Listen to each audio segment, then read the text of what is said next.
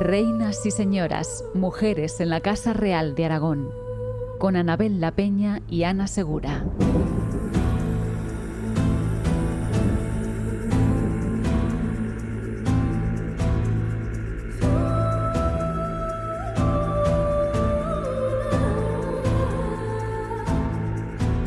El hombre es más noble criatura que la hembra, por ello por natura desea más la hembra tener hijo que hija. Ramon Llull, fines del siglo XIII. Las palabras que acabamos de escuchar las escribió Ramon Llull y son la verbalización de una creencia que se mantendría a lo largo de los siglos. Salvo excepciones muy notables, poco o nada sabemos de las mujeres en la historia de Aragón. Visibilizarlas es una tarea todavía pendiente en la que en los últimos años se va avanzando paso a paso. No es una tarea fácil. Son mujeres ocultas por la historia cuyo rastro se va localizando en los documentos de todo tipo, de cualquier época. Los historiadores analizan además los comportamientos como colectivo femenino a lo largo de la historia. Mujeres campesinas de la alta y baja nobleza, pintoras, abadesas, mecenas y, por supuesto, las mujeres vinculadas a la Casa Real aragonesa, esposas e hijas de reyes.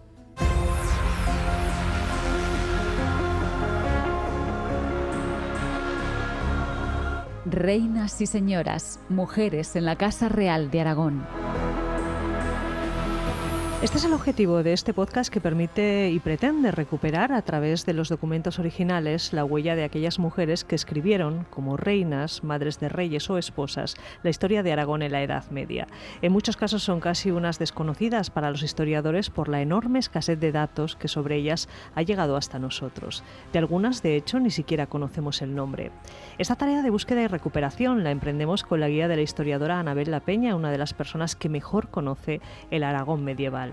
Anabel, bienvenida a este viaje por la historia. Muchas gracias. ¿Qué tal? Bueno, vamos a intentar dar a conocer a estas mujeres que han estado bastante anónimas a lo largo de los siglos. Pues conocer, visibilizar el papel de las mujeres en la historia medieval es una tarea todavía pendiente, pero ¿cuánto y cómo se ha avanzado hasta ahora? Se ha avanzado mucho. La mujer no fue protagonista de ningún tipo de estudio, salvo alguna rarísima excepción en el mundo medieval europeo, hasta prácticamente los años 60. Es decir, no tuvo ningún tipo de visibilidad, por varias razones. Primero, porque hay determinado tipo de fuentes que no nos dan información. Las fuentes escritas sobre campañas militares pues no suelen dar participación femenina y demás. Por otro lado, ha sido silenciada. Y a ver, que quiero explicar lo que voy a decir.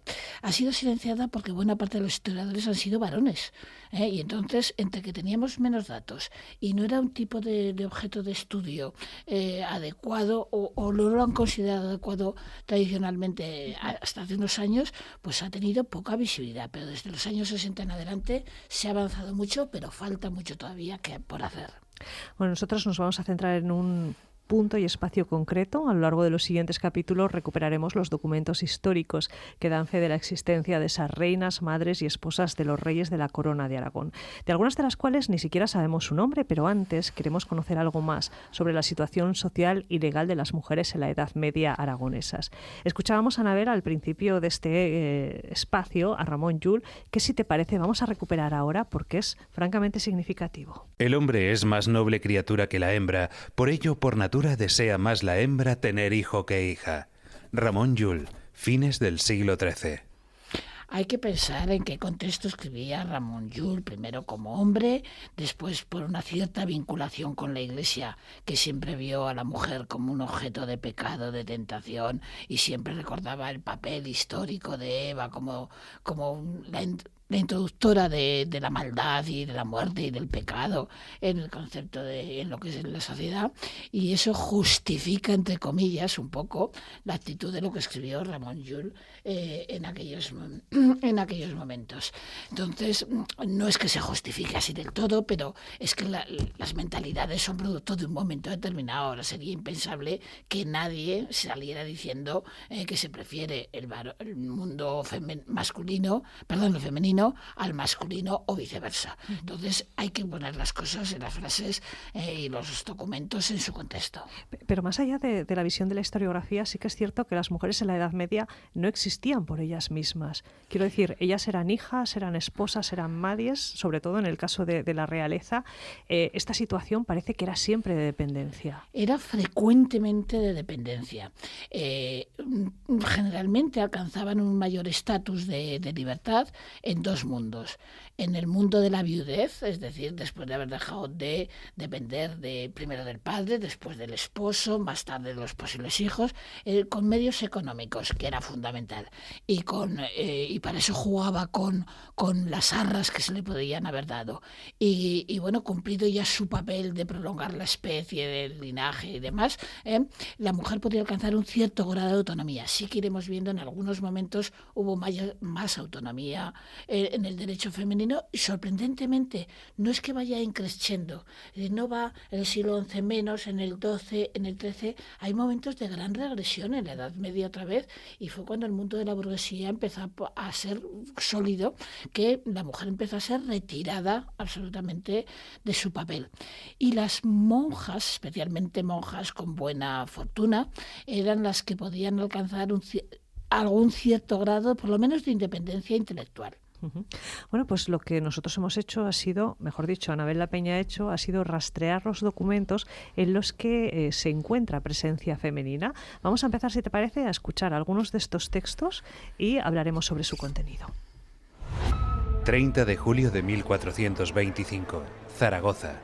Dentro de unas casas o habitaciones de Juan Montañés, notario general, vecino de la ciudad de Zaragoza, en presencia de mí, Antón Melero, notario, se presentaron el citado notario Juan Montañés y Sancha de Capiella, su mujer, los cuales, y cada uno de ellos conjuntamente, dijeron que por causa de enemigos humanos y algunas malas personas intervinientes y cizañeros, y desde hace largo tiempo, habían suscitado muchos y diversos debates, disensiones, rencores, odios y diversas cuestiones entre ambos cónyuges, y que cada día aumentaban y continuaban. Y con ocasión de ello, de dichos odios y rencores, dijo el citado Juan Montañés que vivía en peligro y recelo de que la dicha Sancha, su mujer, le matase o le hiciese matar. Y asimismo su mujer dijo que por los dichos debates, iniquidades, dios y rencores, ella vivía en un peligro muy grande. Y todo eran discordias, odios y rencores entre los cónyuges, y por eso estar y vivir juntos era muy peligroso, que era notorio que recelaban el uno del otro de que uno pudiera matar al otro. Por ello, para evitar este gran problema entre ambos, no se ha encontrado otra vía mejor que la separación entre ellos de mesa y lecho de aquí en adelante, mientras que el Señor Dios no ponga paz entre ellos, y que ninguno de los dos pueda obligar al otro a cohabitar. Ambos cónyuges prometen no demandarse, y la citada Sancha prometió que viviría honesta y castamente. Además, cada una de las partes renunciaron a cualquier derecho, así de viudedad como de cualquier otro, que uno pudiese tener sobre los bienes del otro, muebles o inmuebles, y prometieron repartirse y asignarse los bienes muebles propios de cada uno. Vamos a decir antes que nada, Anabel, que has intentado dentro de lo que cabe mantener la pureza de los textos. Dentro de lo que cabe, ha habido que corregir algunas terminaciones de palabras que terminan en T y hoy han evolucionado de otra manera, o en D y tal. Hemos mantenido, los hemos castellanizado ligeramente para poderlos entender hoy en día. Y eso nos ha pasado con los cronistas, con los propios documentos que hemos traducido en latín, con los que están escritos en aragonés antiguo o en castellano. Bueno, pues dicho esto, puntualizado esto, vamos con el contenido, porque yo no sé si esto era habitual o es una rareza. Me refiero a la posibilidad de una separación matrimonial. Claro, el documento habla de un notario, es decir, la élite social fuera de la nobleza. Sí, a ver, llamémosle el mundo que rodeó a los reyes y a las familias más elevadas, a la altísima aristocracia, sí que había una posibilidad, y es que se casaban entre ellos, eran familiares, y después podían alegar que ese grado de parentesco era suficiente como para declarar el matrimonio nulo absolutamente. Y lo han utilizado los monarcas y la aristocracia con una enorme profusión. Entonces veremos incluso algún caso de algún rey de Aragón que se sacudió a su primera esposa porque necesitaba o le apetecía casarse con una segunda por motivos de alianzas y de estrategias. Pero en general el mundo medieval, en teoría, no hay divorcio, sí hay nulidad. Eso tendría que ser dictada por un tribunal eclesiástico. Eso significa que podía alegarse algunas razones, y una de las razones que a mí me ha hecho siempre mucha gracia es un texto, en realidad viene en las partidas de Alfonso X el Sabio en el siglo XIII, es, por ejemplo, el que el hombre fuera frío de natura. Y el frío de natura era que era absolutamente impotente. Podía ser una impotencia temporal o podía ser una impotencia total y absoluta de por vida. O también otro motivo que podría conducir, tú imagínate en aquellos momentos, declarar como demuestras la impotencia masculina o la estrechez de la mujer. Eran casos en los que sí se podía producir la nulidad, si no, como tal divorcio en teoría no existía, pero esa era la teoría. Los monarcas y los infantes y demás sí que consiguieron a veces separarse de sus mujeres. Bueno, no solamente la nobleza, tenemos otro texto que vamos a escuchar que habla de las clases más bajas. 5 de abril de 1429, Zaragoza. Yo, Francés de Suñén, sastre, vecino de Zaragoza, reconozco que vos, Juana Borraz, mi mujer, os habéis ido de mi casa contra mi voluntad durante 7 meses y por justicia deberíais ser condenada a muerte. Por reverencia a Dios, que perdonó a aquellos que lo mataron, perdono a Juana los pecados que habéis cometido bajo la condición de que os vayáis fuera de la ciudad y del reino y que por aquí no volváis. Y si acaso vinierais, os enfrentaréis al delito cometido, y no volviendo a la ciudad ni viviendo en el reino de Aragón ni en lugar donde yo esté, prometo y me obligo a no haceros mal ni daño a vuestra persona ni a vuestros bienes. Y yo, la citada Juana Borraz, os doy las gracias a ti, mi marido, por el perdón que me habéis dado, y prometo y me obligo a no venir ni a Zaragoza ni a Aragón, ni a habitar en ningún lugar donde él esté o habite.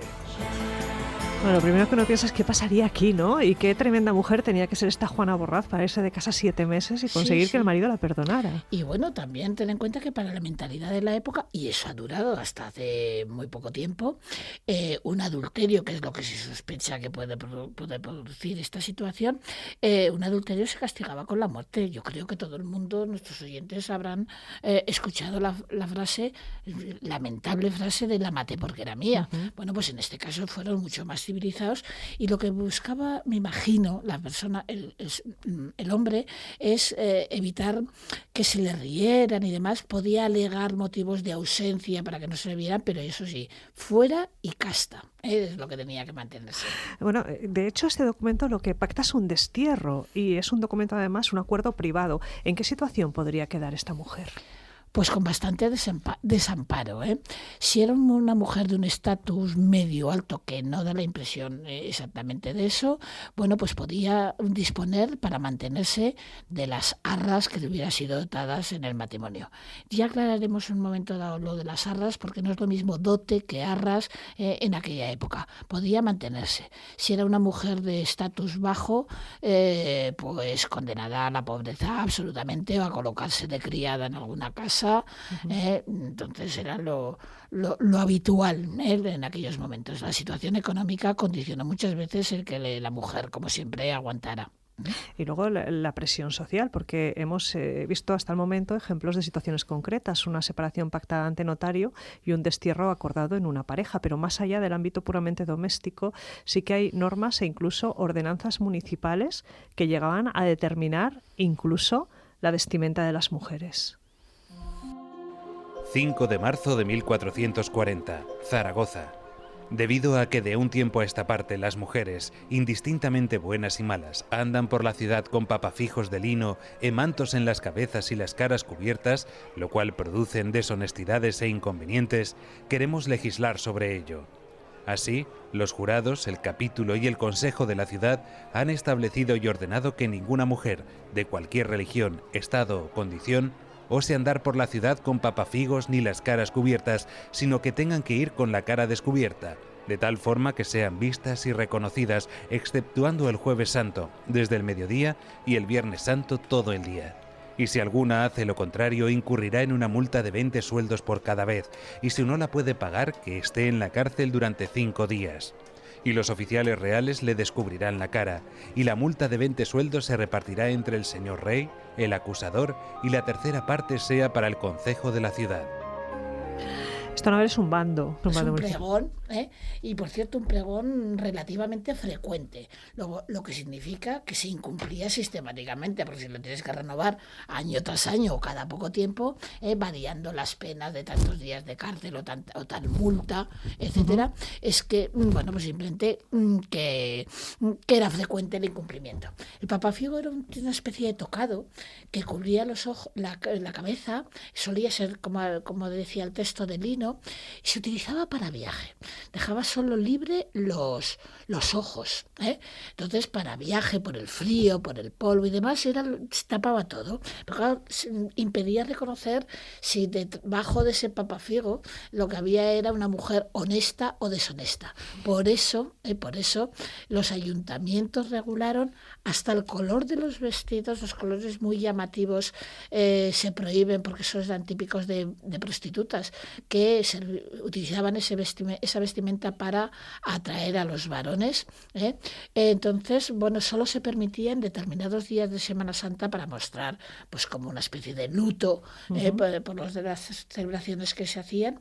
Se permitía eso, pero generalmente es que es una medida. Si tú tienes una persona que solo le ves los ojos, como nos pasa ahora con las mascarillas, es que no sabes si está sonriendo, si está provocando, no sabes, y por lo tanto el ayuntamiento, como medida, llamémosle de seguridad, utilizaba estas cridas, se llaman cridas o pregones en aquellos momentos. Fíjate, en el texto hay varias cosas que llaman mucho la atención. Habla de mujeres indistintamente buenas y malas. Sí. Aquí no había término medio, o te consideraban buena o te consideraban mala. Es que las prostitutas tenían su estatus especial, sus vestimentas especiales, se les prohibió llevar determinados elementos en el vestido de oro y demás, o llevaban unos colores. Si quedan todavía frases de eso de me voy de picos pardos, pues era una vestimenta que llevaron las prostitutas en tiempo por órdenes de los reyes para distinguirlas perfectamente. Pero era los burdeles de las ciudades estaban absolutamente reconocidos y formaban parte de los ingresos de los ayuntamientos de la época, y no quiero dar ideas. De eso hablaremos ahora. 5 días de cárcel si no paga la multa, casi nada. Pero es que además llama mucho la atención la humillación de que los oficiales reales pudieran descubrirle el rostro. Es decir, que en la calle, en cualquier momento, los oficiales del rey pudieran destapar a estas mujeres. Las podían destapar, y además, fíjate tú, cómo reparten después la multa que se les puede imponer, aparte de la cárcel, y era un medio habitual. Una parte es para el denunciante, con lo cual en algunas mentes de aquella sociedad se iba a la caza y captura de mujeres que incumplieran con esta normativa o con cualquier otra. La otra parte era para lo que podríamos llamar el concejo, es decir, lo que llamaríamos el ayuntamiento, y la otra para la propia monarquía. ¿Tú te imaginas a los monarcas actuales recibiendo una cantidad por una mujer que ha sido condenada por prostitución? O sea, es un mundo diferente completamente. Absolutamente. Bueno, esta distinción de la que hablábamos entre mujeres buenas y malas nos lleva también a preguntarnos por las diferencias que existían entre clases sociales y también la situación de las más indefensas. Hablabas ahora mismo de las prostitutas, y también tenemos un pregón municipal que precisamente se refiere a ellas. 29 de noviembre de 1459. Pregón de las mujeres. Oíd lo que os hacen saber el Zalmedina y los jurados de la ciudad de Zaragoza.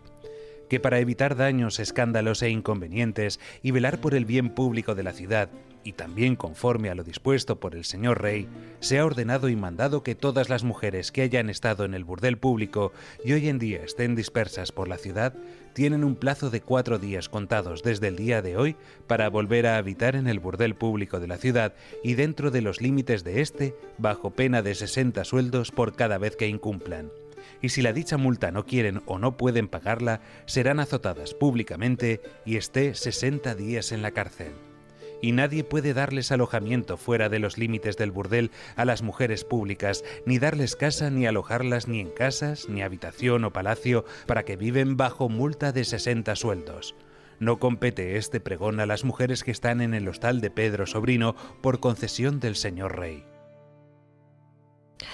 Anabel, ¿qué es lo que hemos escuchado? Es un pregón municipal para prostitutas que prohíben que estén fuera del burdel. Sí, el burdel estaba delimitado, donde en Zaragoza estaba en la calle Agustina de Aragón, en la calle Pignatelli, que ha sido tradicionalmente un foco habitual en el mundo de este tipo de gente a lo largo de la historia, y simplemente no estaba prohibida la prostitución como tal, no era deseada, pero tenía que estar controlada.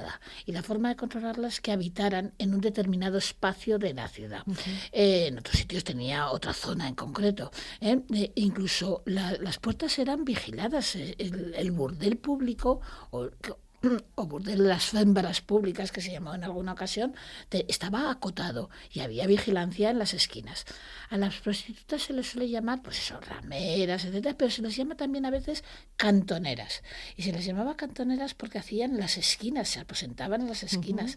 Entonces, bueno, pues era una forma de tenerlo eso en cuenta. Estaba también algunos de estos pregones que se emitieron con bastante frecuencia. Luego de nuevo vuelvo a decir que si los tienes que repetir con frecuencia es que se saltaban el tema.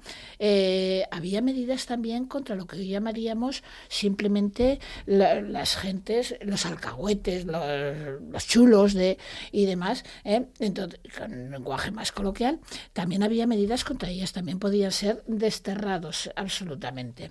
Entonces, sí, a mí lo que más me sorprende de este documento es que las prostitutas puedan ir a una casa determinada, me parece que pone Pedro Sobrino. Yo me preguntaba, ¿quién será el tal Pedro Sobrino y por qué su hostal estaba autorizado para el ejercicio de la prostitución? No lo sé, no le he conseguido localizar quién es ese, claro, un ser del siglo XV aproximadamente, en el que podemos ver un nombre y no tenemos más datos, pero tenía que ser alguien favorecido por la monarquía, que no se atrevió el ayuntamiento, el concejo, mejor dicho, de Zaragoza, a tocar a las prostitutas que se alojaban en él. Es una excepción, pero me ha resultado tremendamente curiosa. Para las demás esto era un encierro en toda regla, es decir, tenían necesariamente que ejercer la prostitución dentro de este lugar. Sí, en teoría sí, pero ya te digo, incumplimiento habitual por la cantidad de pregones que se encuentran sobre este tema y de recluirlas obligatoriamente. Bueno, estamos hablando de la situación de las mujeres en la Edad Media aquí en Aragón y la violencia ejercida sobre ellas, la desprotección absoluta, también ha dejado testimonios terribles en los archivos. Aníbal, escuchamos el siguiente y hablamos de este caso que es tremendo.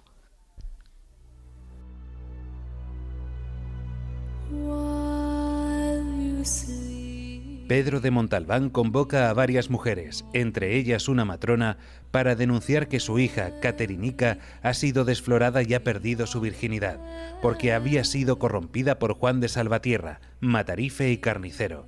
Y la citada mozuela contó que el día anterior a mediodía, el carnicero la hizo entrar en la bodega de su casa y él también había entrado y la había corrompido contra su voluntad y yacido con ella carnalmente, por lo que quería que las diversas mujeres reconocieran a su hija.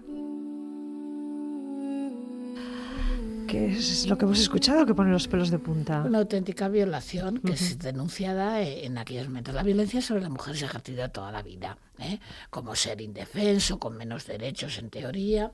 El maltrato físico también ha sido algo habitual. Incluso alguna reina aragonesa en el siglo XV, María de Castilla en concreto, tuvo que intervenir en alguna ocasión por estos maltratos y desde luego por esa violencia que supone esa violación que estamos diciendo. Es un asalto a la que parece Caterinica, con esa terminación. Era habitual que fuera una mozuela jovencita que fue desvirgada, violada, y que por lo tanto había que certificar en aquellos momentos. Y por eso se acude a las vecinas para que examinaran la virginidad o no ya de esta criatura. La violencia fue habitual. Hace un momento hablábamos de la maté porque era mía, pues entonces la violación, el maltrato, la bofetada eran lamentablemente habituales. Este documento es de 1398, que es un documento que sería en cierta medida un acta notarial, ¿no? Una certificación de que esta prueba se iba a producir. Probablemente sea un documento notarial, lo que pasa que al extractarlo no lo he recogido, pero vamos, probablemente porque hay que certificar. Es que después a esta niña le han hundido la vida. vida. En aquellos momentos los esposos lo que querían era precisamente la noche de bodas. Incluso se otorgaba a las mujeres, después de ser la primera noche nupcial, se les otorgaba un regalo. A esta niña le habían amargado para la época su futuro. Absolutamente. Bueno, vamos a irnos hasta el año 1437 porque hay otro testimonio que también queremos escuchar. 16 de octubre de 1437. En mi presencia compareció Mencia de Camora, vecina de la ciudad, y dijo que estando ella dentro de su casa, que estaba bajo la protección del señor rey, entró un individuo a la hora de mediodía y le dio con un madero muchas veces y puñetazos, y la dejó casi muerta y con todo su cuerpo magullado y con señales de cardenales, los cuales mostró al alguacil del señor gobernador y a mí, el notario, y se dio orden al alguacil para que apresara al culpable y fuera castigado. Bueno, por lo menos existían recursos, ¿no?, para denuncias. Sí, había alguna posibilidad, pero esta mujer que fue valiente en denunciar que había sido agredida y demás, y que hace comparecer a un notario, no es el caso más normal. Las criadas eran violadas, las criadas en las familias eran violadas tradicionalmente, quisieran o no, mantenían relaciones sexuales. Por lo tanto, esta mujer es un poco especial en el sentido de que por lo menos puede denunciar y se da orden. Lo que ya no sé si allí puede haber muchas ocasiones solidaridad, y va entre comillas, solidaridad masculina de no buscar al agresor o de no castigar al agresor. Claro, porque eso sí que no ha quedado reflejado en los documentos que son los que nosotros estamos recuperando en esta serie. Reinas y señoras, mujeres en la Casa Real de Aragón pretende precisamente a través de una serie de podcasts, de programas de radio, recuperar la presencia de estas mujeres en los documentos originales y rastrear lo que fueron sus vidas y su legado. Hoy hemos empezado hablando de la figura de la mujer en líneas generales en lo que era la Edad Media aragonesa. A partir del próximo programa comenzamos a hablar ya de esas reinas, de esas damas y de esas señoras. Vamos a despedir estos programas con una canción muy conocida, La Dama de Aragón, que a lo largo de la historia ha tenido muchísimas versiones. A lo largo de cada uno de estos programas iremos también escuchando las distintas versiones de esta canción. Anabel, muchísimas gracias. Hasta pronto. Aragón hi ha una dama que és bonica com un sol. De la cabellera rosa li arriba fins als talons. Ai, adeu, Anna Maria, robadora de l'amor. Ai, adeu.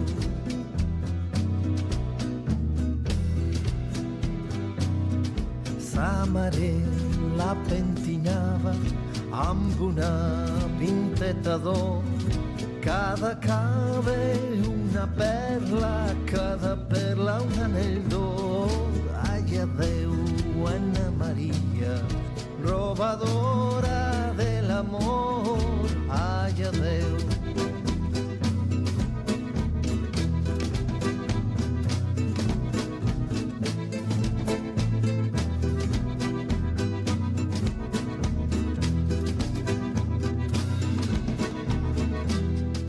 El seu germà la mirava amb un ull tot amorós. Se la mira i se l'emporta a la fira de Lió. Ai, adeu, Anna Maria, robadora de l'amor. Ai, adeu.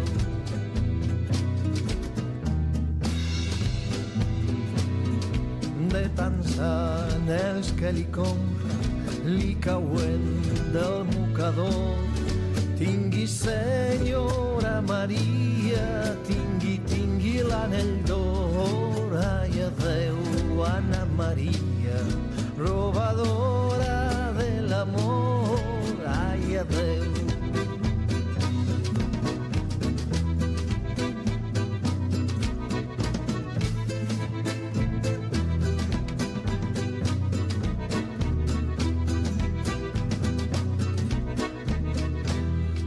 I qui és aquesta dama que llançat al resplendor?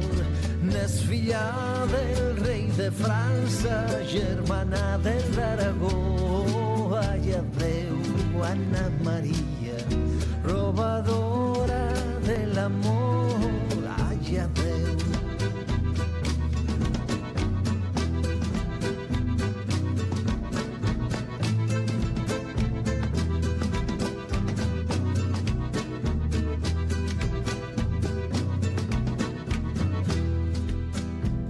Por aquellos prados verdes que galanaba la niña, con su andar ciega la hierba, con sus zapatos la trilla.